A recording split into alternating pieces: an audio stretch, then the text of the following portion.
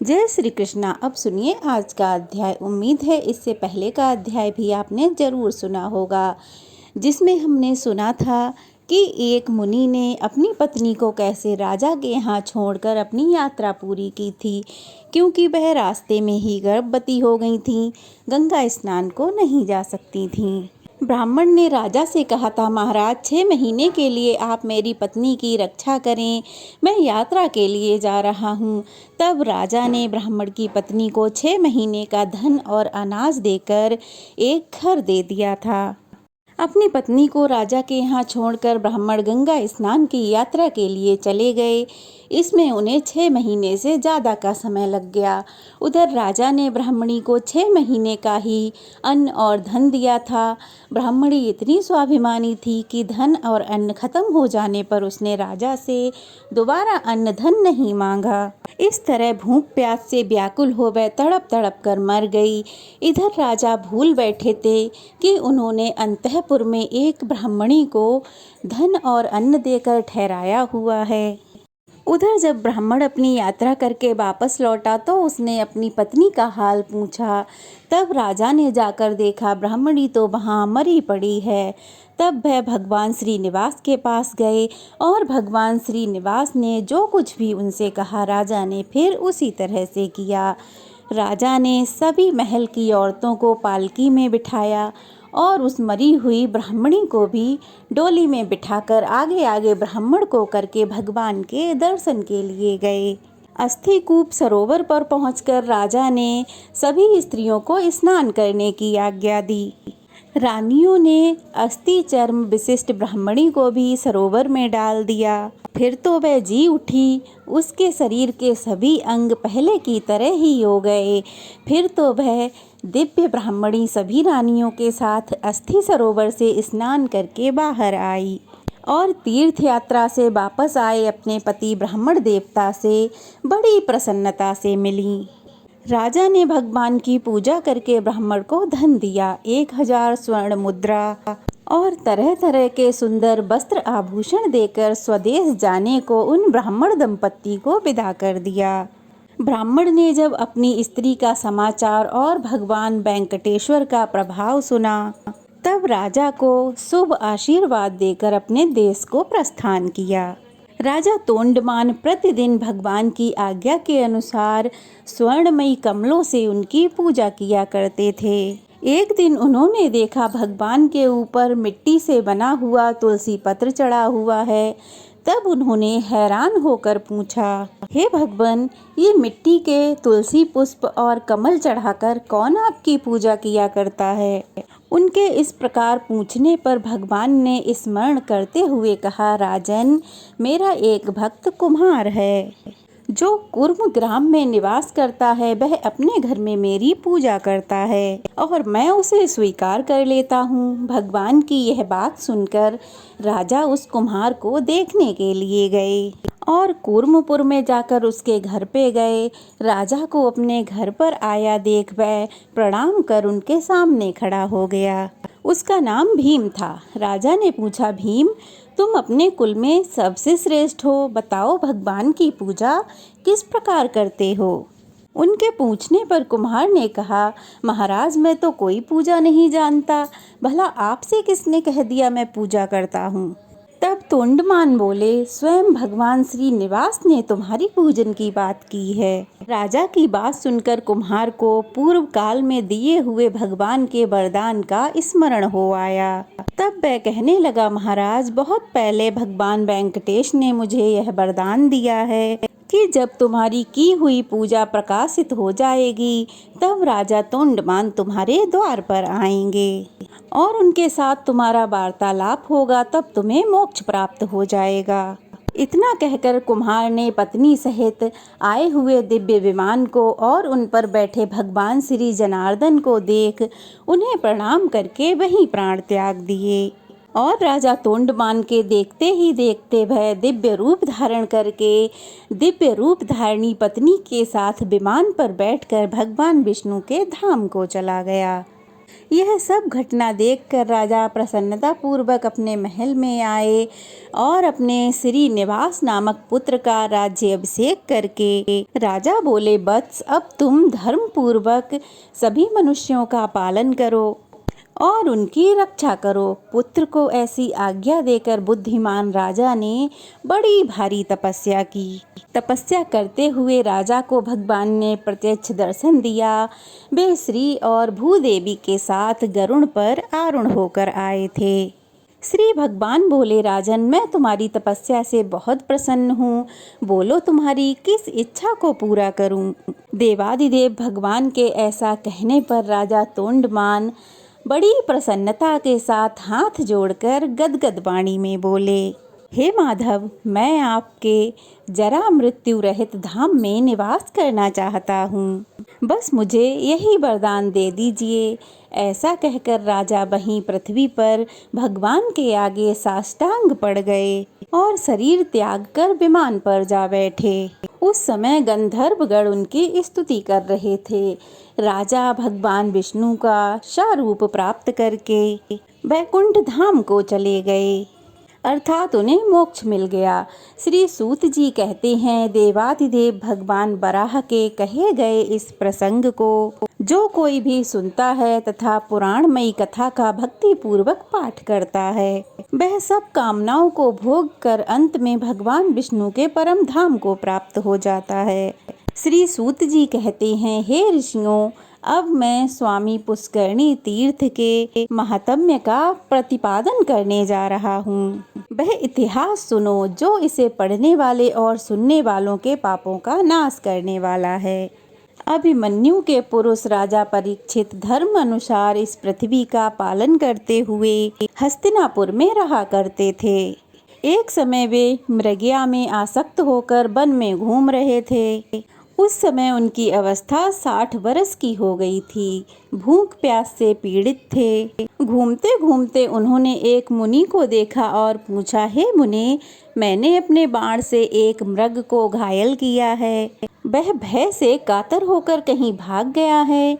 क्या आपने उसे देखा है? मुनि की समाधि लग गई थी। उन्होंने मौन रहने का संकल्प ले लिया था, इस कारण उन्होंने कुछ नहीं बोला। मुनि से उत्तर ना पाकर राजा ने क्रोधित होकर एक मरे हुए सांप को मुनि के कंधे पर रख दिया और अपने राज्य को वापस चले गए। मुनि के एक पुत्र था जिसका नाम श्रृंगी रखा गया था। श्रृंगी का कृष्ण नाम वाला कोई द्विज मित्र था। किसी विवाद में उसने अपने मित्र से व्यंग पूर्वक कहा, सखे, तुम्हारे पिता इस समय मरे हुए सांप को अपने कंधे पर ढो रहे हैं। तुम बहुत घमंड मत दिखाया करो और मेरे आगे ये व्यर्थ क्रोध भी मत किया करो। यह सुनकर श्रृंगी क्रोधित हो गया और श्राप देते हुए बोला कि जिस मूर्ख मनुष्य ने मेरे पिता के कंधे पर ये मरा हुआ सांप रखा है, वो 7वें दिन तक्षक नाग के काटने से मृत्यु को प्राप्त हो जाएगा। इस प्रकार उस मुनि कुमार ने उत्तरानंदन को श्राप दे डाला। उसके पिता मुनि समीक ने जब यह सुना कि मेरे पुत्र ने राजा को श्राप दे डाला है, तब वे हैरान होते हुए अपने पुत्र से बोले, अरे, समस्त लोक की रक्षा करने वाले राजा को तूने श्राप क्यों दे दिया? राजा के ना रहने पर हम लोग संसार में सुखपूर्वक कैसे रह सकेंगे? क्रोध से पाप मिलता है और क्षमा से पुण्य मिलता है। जो मनुष्य अपने मन में आए हुए क्रोध को शांत कर लेता है, वह इस लोक और परलोक में सुख का भागी होता है। क्षमा युक्त मनुष्य ही उत्तम श्रेय प्राप्त करते हैं। पुत्र को इस तरह समझाकर समीक ने गौरमुख नाम वाले अपने एक शिष्य से कहा, वत्स, तुम जाकर राजा परीक्षित से मेरे पुत्र के दिए हुए श्राप, जिसमें तक्षक नाग उन्हें आज से 7वें दिन डसेगा, यह सारा वृतांत उन्हें बता दो। हे वत्स, शीघ्र ही राजा को यह बात बताकर मेरे पास लौट आना। मुनि के ऐसा कहने पर उनका शिष्य गया और राजा परीक्षित को सारी बात बता दी। शिष्य ने कहा कि हे राजन, आपके द्वारा मरे हुए सांप को अपने पिता के कंधे पर देखकर समीक के पुत्र श्रृंगी ने रोष में आकर आपको इस प्रकार का श्राप दिया है कि आज से 7वें दिन अभिमन्यु पुत्र राजा परीक्षित तक्षक नाग के काटने से भस्म हो जाएं। राजा से ऐसा कहकर दौरमुख शीघ्र ही वापस लौट गया। उसके जाने पर राजा ने गंगा की बीच धारा में एक ही खंबे पर टिका हुआ बहुत ही विस्तृत भवन बनवाया और भगवान विष्णु की पूजा आराधना करते हुए देव ऋषि, ब्रह्म ऋषि और अन्य साधु संतों के साथ राजा ऊंचे मंडप में रहने लगे। उसी अवसर पर श्रेष्ठ मंत्रों को जानने वाला काश्यप नाम का ब्राह्मण तक्षक की उस नाग से रक्षा करने के लिए 7वें दिन वहां जा रहा था। दरिद्र होने के कारण वह राजा से धन प्राप्त करने की इच्छा भी रखता था। इसी बीच तक्षक नाग भी ब्राह्मण का रूप धारण करके आ गया। मार्ग में उस ब्राह्मण को देखकर तक्षक ने कहा, हे महामुने, तुम कहाँ जा रहे हो? मुझे भी बताओ। तब उस ब्राह्मण ने उत्तर दिया, आज तक्षक नाग महाराज परीक्षित को अपनी विषा अग्नि से जलाएगा।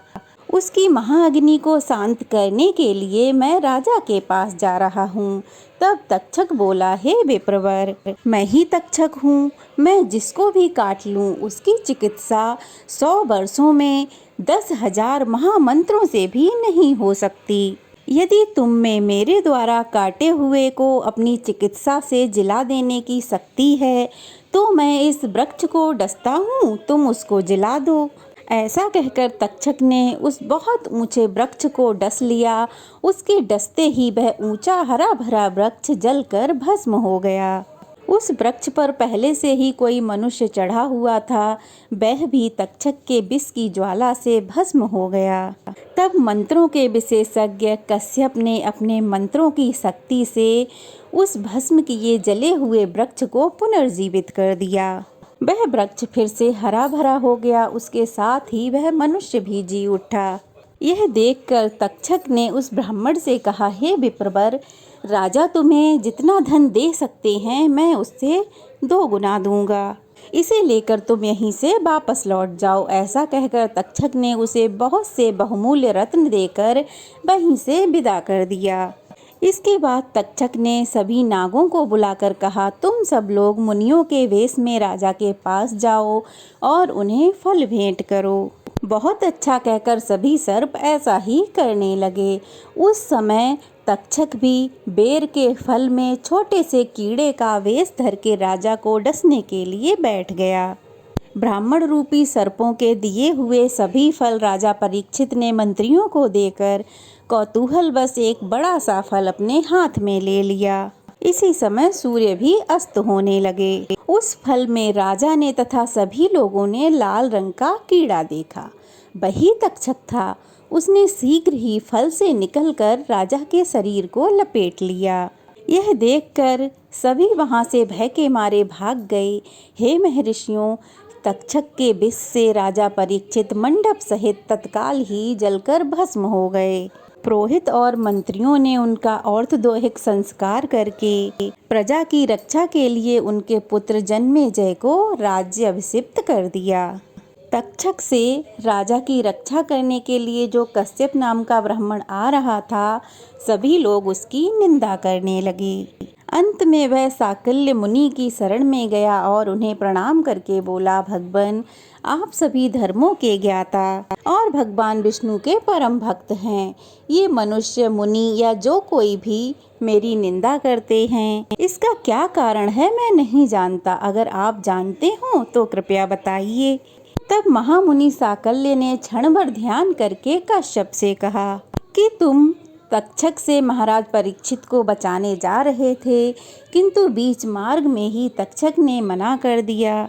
जो मनुष्य विष, रोग आदि की चिकित्सा करने में समर्थ होकर भी जो मनुष्य काम, क्रोध, मोह, लोभ, भय और मोह के कारण विष से पीड़ित मनुष्य की, रोग से पीड़ित मनुष्य की रक्षा नहीं करता, वह ब्रह्म हत्यारा, शराबी, चोर, गुरु पत्नी गामी और इन सब दोषों के संसर्ग दोष से दूषित हो जाता है। उसके उद्धार का फिर कोई उपाय नहीं है। महाराज परीक्षित पवित्र यश वाले धर्मात्मा, विष्णु भक्त, महायोगी तथा चारों वर्णों की रक्षा करने वाले थे। उन्होंने व्यास जी से भक्ति पूर्वक श्रीमद् भागवत की कथा भी सुनी थी। ऐसे धर्मात्मा राजा की रक्षा ना करके जो तुम तक्षक के कहने से 2 गुना धन लेके मार्ग से ही लौट गए थे, उसी कारण श्रेष्ठ ब्राह्मण और बंधु बांधव तुम्हारी निंदा कर रहे हैं। मरने वाले मनुष्य के प्राण जब तक कंठ में रहते हैं तब तक उसकी चिकित्सा अवश्य ही करनी चाहिए। और तुमने क्या किया?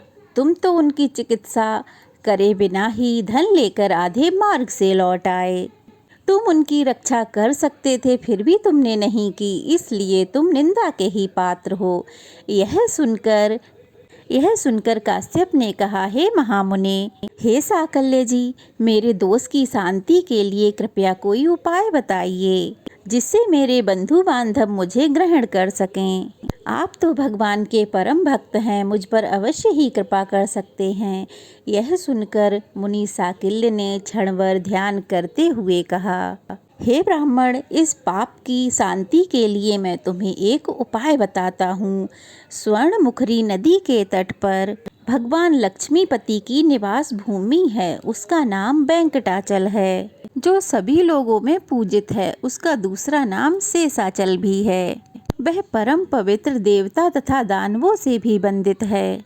ब्रह्म हत्या, सुरापान तथा सोने की चोरी आदि बड़े बड़े पापों का वह नाश करने वाला है।